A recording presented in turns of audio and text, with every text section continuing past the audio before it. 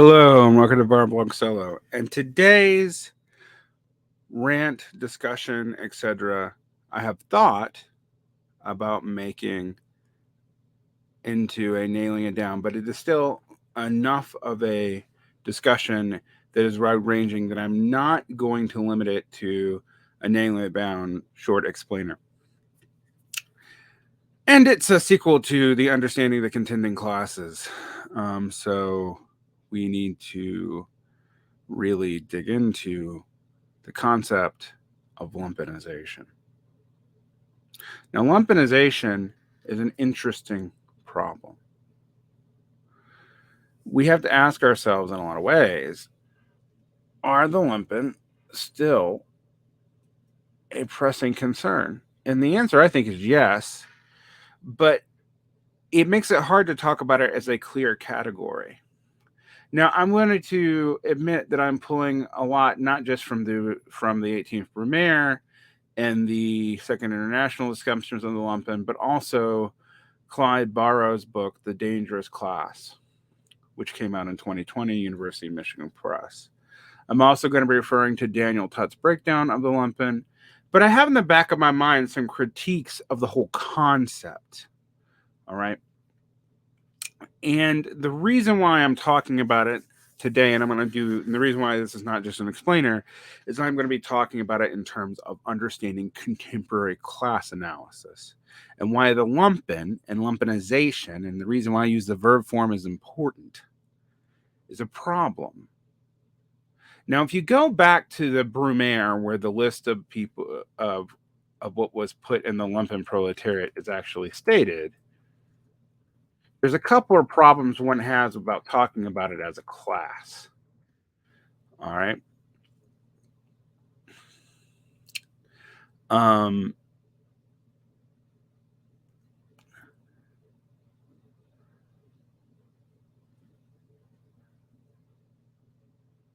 So one thing that you have to do is deal with who is listed in the Brumaire as being part of the Lumpenproletariat. And it's people, it's unemployed soldiers, it's criminal gangs, it's sex workers, it's all sorts of things. And it's actually interesting to think about because it doesn't seem like a class in the common sense. One, as Clyde Barrow points out, there's no consistent relation to production or even exploitation amongst it. Not every person involved is a direct exploiter of the working class or a direct expropriator of the working class or of any class. Two, they don't have necessarily similar social origins. And three,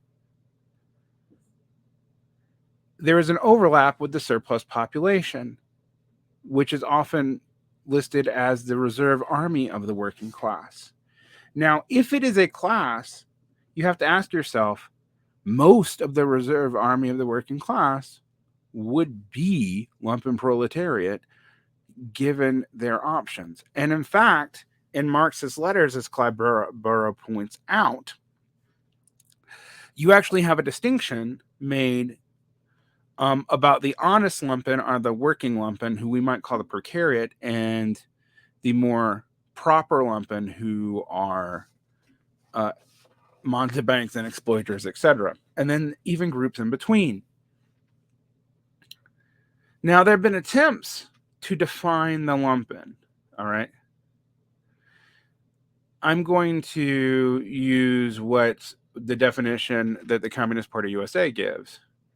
Generally, it's unemployable people who make no positive contribution to the economy, sometimes described as the bottom layer of capitalist society.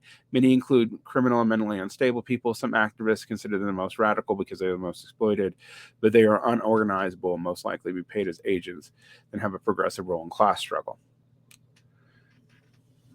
What I find interesting there is unemployableness is the primary thing and make no positive contribution to the economy. It's not true that they make no positive contribution to the economy. Many categories of people who are considered in the lumpen proletariat are declassed, but actually participate in gray or black market economies, which in some cases do have a positive contribution to the overall social surplus, and parts of the entire society are dependent on it. Think about how much of the drug trade funds government. All right. Don't believe me? Think about how much municipal police have to use fees and things from things like the drug trade to be able to fund themselves. Furthermore, the moral categories involved do seem to be about expansions and stigmas and negative consequences. Now, Robert Bussard defines the Lumpenproletariat in Marx and Engels as the following. Essentially a parasitical group which was largely the remains of older, obsolete stages of social development and could no longer play a progressive role in history. Indeed, because it acted out of socially ignorant self-interest, the Lumpenproletariat was bribed by reactionary forces and could easily be used to combat the true proletariat in efforts to bring about the end of bourgeois society. Without a clear class consciousness, the Lumpenproletariat cannot play a positive role in society, is exploited towards its own end, and was in turn exploited as a tool of destruction and reaction.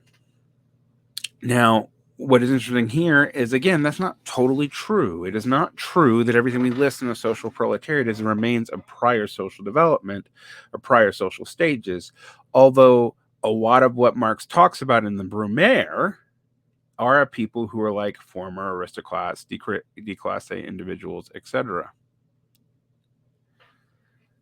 So,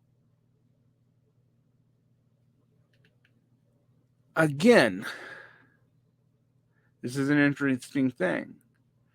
Now, Michael Denning tries to argue that what Marx was trying to do was separate the idea that the proletariat was dangerous from the Lumpenproletariat, because often bourgeois people talked about the low character of the proletariat. But this is an interesting problem, because in creating this, one actually has to ignore conditions within the proletariat itself, which Marx talked about.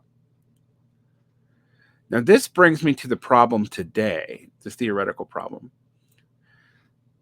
Clive Barrow, whose work I'm primarily pulling from, actually talks about the lumpen as a decayed or decomposed class, or a social category, or a political category. And like I said, it has no clear relationship to the means of production and no clear social origin. People like Endnotes in the History of Separation think that this was largely as a way to create an other for the working class and someone for it to pee down on from its own toilet. I think that that's not true either, exactly, but that is part of how it is used. Attempts to put Lumpenproletariat into a coherent theory of its relationship to surplus production leads to all kinds of messes. And this did early on. So the distinction between the honest lumpen and the proper lumpen in Marxist letters was also a distinction used by Kautsky and a lot of the Second Internationalists to deal with seasonal service work, piece work, the elderly unemployed, etc. Now, the problem with that is you can take that and think that all services and also all logistic workers are not proletarian, are not workers. That doesn't make sense. Logistic workers and service workers do contribute to the general capitalist surplus. And the capitalist surplus is not a social surplus, it's the surplus that creates profits. Now, I've gone into all this before, but that's actually crucial. Which means when you're trying to talk about, say, like strippers, are they Lumpenproletariat? Well, they have a weird relation here. Are gig workers, contract workers, which should probably be labeled employees, are they lumpen? And then we have to deal with the fact that the social contending attitudes of the Lumpenproletariat are not unique to these categories of people, but you see throughout the working poor parts of the working class and also in large parts of the developing world. Now, I don't say this to disparage the developing world. One has to deal with the fact that extraction plus labor arbitrage through law plus imperialist relations and relations to resource extraction have led to large portions of the developing world and the peasantry not to be incorporated into a working class, but to be increasingly thrown off in a kind of semi-lumpenized state. According to the International Labor Organization, there is an increasing global employment divide, which high-income countries have lots of employment and low-income countries do not. Now, this actually complicates the simple narrative of imperialism as just super exploitation of the workers of the third world, because if that were true, you would not see high unemployment in the developing world. What one actually sees, however, is that resource extraction plus technology means that what is actually going on is more of a form of accumulation than overexploitation. But beyond that point of contention about how imperialism works and its creation of a massive Lumpenproletariat in the developing world, we have to ask ourselves, and now we get into concreteness, why is there so many lumpen in places with high employment? The U.S. unemployment rate's about 5%, which is historically pretty low. Even assuming that that's kind of fake by a lot of people being outside of the workforce and not counted in that, it's still pretty low. Then why are there more and more homeless and people who we consider lumpinized? And this is why I use the verb form. I'm going to use an example of a trend that I started noticing about 5 years ago when I was talking to a friend about. And then I'm going to give you some stats. And for those of you who need this, I'm going to cite all this in the show notes. The Lumpenproletariat, as we currently understand it, cannot really totally be said to be a class that has clear class interests. There's, like I said, there's a problem with there being no consistent relationship to the production. There's a problem with not being able to define the class category in terms of production or even in terms of surplus extraction without creating new categorical problems. Baristagate on Twitter is actually an example of this. If you do this, you actually have to throw the developing world into the category of not the radical proletariat, but a radical lumpen. And particularly when you look at the increasing number of people displaced from work by climate change, the drug trade, etc., one then realizes that Lumpinization is probably a better way to talk about this. The problem with categories like precariat is why they do remove the stigma of the lumpen. And yes, there's a stigma. I mean, the word is stigmatizing in its original. But they often do not deal with the social pathologies that come from the foreclosed opportunities and focused on short-term goals. And it's this desperation that flows from the foreclosure of opportunities that makes Lumpinization both socially pernicious and hard to get out of.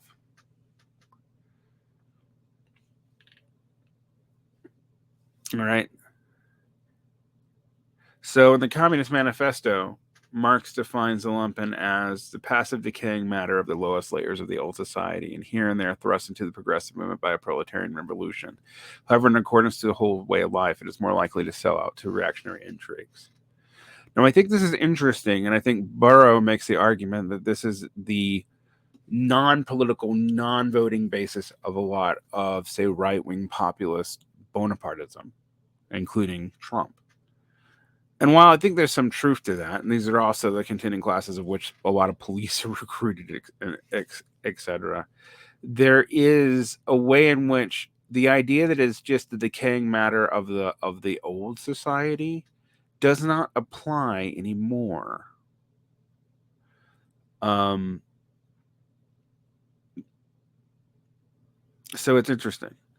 It's also interesting what he means by it, because we get the clearest definition in the 18th Brumaire, and I mentioned it earlier. Alongside ruin, rots with questionable means of support and dubious origins, degenerates and eventual scallions of the bourgeoisie. There were vagabonds, discharged soldiers, discharged convicts, one-array galley slaves, swindlers, charlatans, lazarati, pickpockets, tricksters, gamblers, procurers, brothel keepers, porters, literati, organ grinders, rag pickers, knife grinders, tinkerers, beggars, in short, the entirely undefined and disintegrating mass thrown hither and yon of all of French colon boheme. Those are just moral categories. The attempt to tie them into class categories does not work. Furthermore, the Industrial Reserve Army of Labor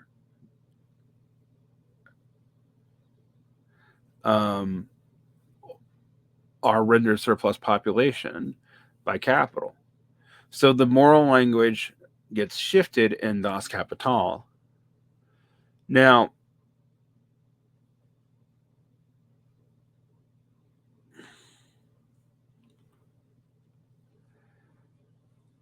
I think this is a problem. Because one, the pathologies linked to the lumpen we see in the working poor. We see that in meth use amongst truckers. They're not unemployed. We see that in the emergence of gray markets. The idea that they do not contribute to the economy, even though they do, even though their contribution has socially pernicious effects, is also not true. And then there's like, well, are all homeless lumpen? Well, that's a question. And it's not one that's easily answered. One of the things you have to deal with today is we have a crisis of homelessness in America, but we don't have a crisis of employment. One of the implications of that, my friends, is that a lot of homeless are employed. So you cannot actually say that homelessness is just a lumpen problem anymore. It's just people who don't want to work. That is not true, particularly in places like California. In fact, the stats, according to the National Alliance to End Homelessness, is actually kind of fascinating.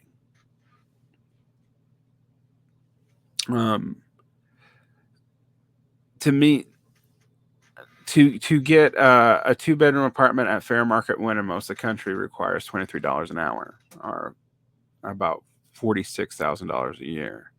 Federal minimum wage is a fourth of that. That also means that there's a lot of working homeless. And by a lot, I do mean a lot. According to the National Society, the National Alliance to End Homelessness, 40% of all homeless people and 6% of homeless people in shelters have employment. Furthermore, there are the rise of cost-cutting bohemian lifestyles that overlap and become concurrent with the higher ends of homelessness.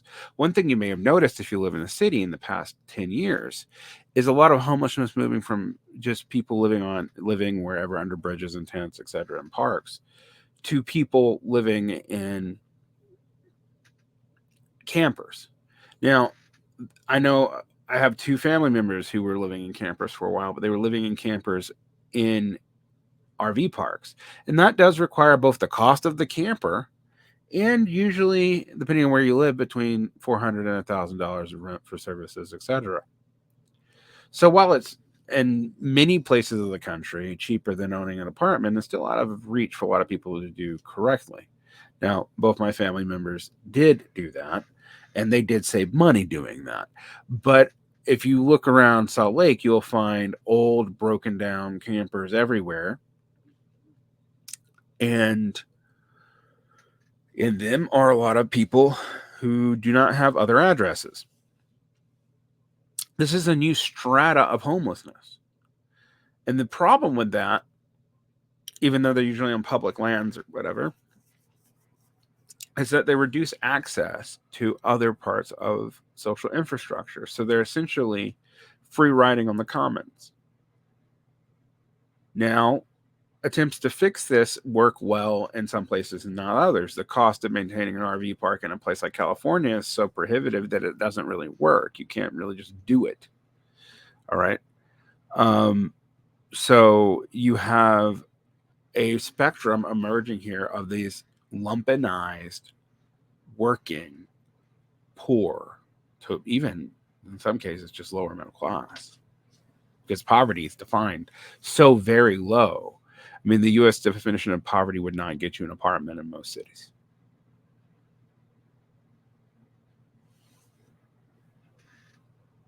With drug use being increasing in certain kinds of jobs, particularly in the logistic trade, with those trades often being coterminous with the quote true lumpen of rampant criminality, with the expansion of criminality, things that just probably shouldn't be criminal in the first place. Like the fact that we talk about criminality in general and not specific kinds of crimes, say murder versus drug crimes, is actually super important. They are correlated, but part of the reasons why they're correlated is the laws themselves. Now, this actually makes me somewhat sympathetic to the libertarian argument that we shouldn't have a bunch of these laws. Like, there's certain regulations where we push people into gray and black markets because we don't enforce the laws in them because we don't want to increase incarceration rates. Are we enforce the laws in them arbitrarily, which is a way to increase bureaucratic and police power? Laws that you only enforce sometimes increase the sovereignty of bureaucrats. So this brings me to my point. It's pretty clear that both in the world, due to accumulation under and imperial concessions, particularly in places like Latin America and Africa and parts of India, and in the core, you have the development of underclasses. Now, we've talked about this in America, and this is highly racialized in America, but we should talk about this in terms of Europe. The European worker has much more prospects and most less social pathologies than the American worker. One of the reasons why is European workers accept they are workers and advocate for themselves as a class. They are a politically active class. Well, they're not a class trying to abolish class as such, which is kind of the socialist communist goal. They're at least advocating for themselves in a capitalist state with fairly well developed union organizations, social democracy, etc. There are problems with this. The problems with this are obvious, and they're constantly getting pushed back. But at least they have that. You don't have that in the United States. You don't even totally have it in Britain and Canada in the same way, although it is more pronounced there than here. My point here is the following.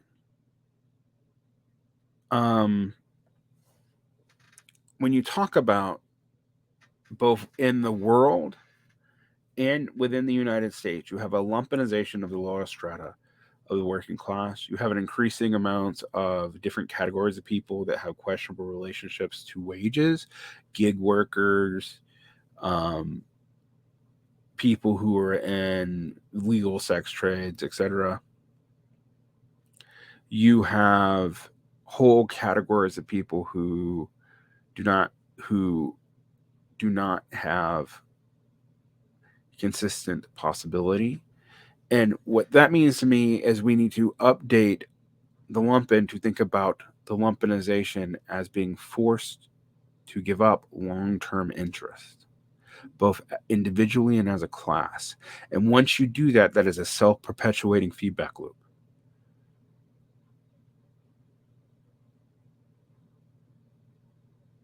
We can't just describe this in terms of exploitation because it's not coherent when you do. It is true that people in this self-perpetuating feedback loop are easy to exploit. They're easier to buy off. They're the people who become narcs. They're the people who become informants.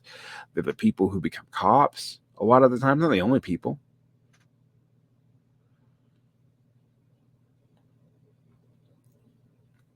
Nor are all of them poor, but a lot of the poor are amongst them. The fascination with these groups is interesting because it's often played off as working class bigotry against the homeless, etc. But there are real problems with having lots of homeless in your area. The best thing to do is to give them homes, but how to do it is often highly contested. Furthermore, most right-wing answers to this problem is more incarceration, which actually also increases the lumpen problem given our labor practices in this country. In short, the only way out is to realize that Lumpenization, just like proletarianization, is a process. It is a foreclosure of long-term opportunity. Both individually, we should be helping people not go down that route by social supports and community, etc. There's study after study that indicates, for example, that people with mental disorders that are severe do better in traditional communal societies because they have social supports. Whereas even with better medication and better science, if people are left alone, they're often increasingly without opportunity. And I bring this up because this was actually part of the traditional answer to the problem.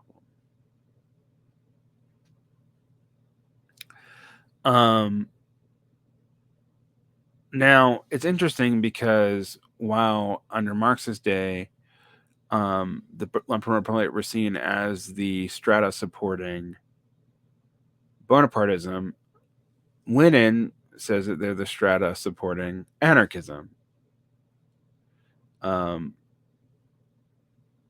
China had a more interesting approach because of China's legacy as a colonial and semi-colonial state. They saw that there's lots of different kinds of lumpen. There's also triads, crime syndicates, etc. So the Minister of Public Security started dealing with them as non-hostile classes and started trying to put them in camps and re-educate them. This is where the idea of brainwashing comes from, literally. But the non-hostile classes were treated as ways to get rid of their parasitic inclinations, which came from their inability to integrate into work. I think this is close to the right attitude to have about these people. Because Lumpenization is bad for you. It is part of the pathologies of poverty, and there's no way around that. But categorizing these people as an irredeemable social mass freezes that. But also pretending that they're the most revolutionary elements of society because they're the most exploited ignores how easy they are to buy off because of desperation. But the question we have to ask ourselves, now that a lot of the working class is proletarianized and lumpenized and being pushed into gray economy gig work that is so extractive and removes you isolationally, like logistics work, that the only way to do it is lots of caffeine and eventually other drugs. What do we do?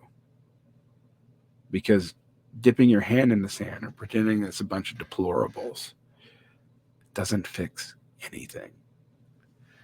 This episode will have fairly extensive citations in the show notes. I hope you look them up. Nailing It Down will be returning with explainers on Bonapartism, which I guess is related to this, and workers' inquiry, and some other concepts that have come up in the channel. So there'll be short explainers on those coming out. So you won't be just getting these rants. And why don't promise to release something every Monday if it's a Nailing It Down, or solo Mondays when it's released. All right, like and subscribe.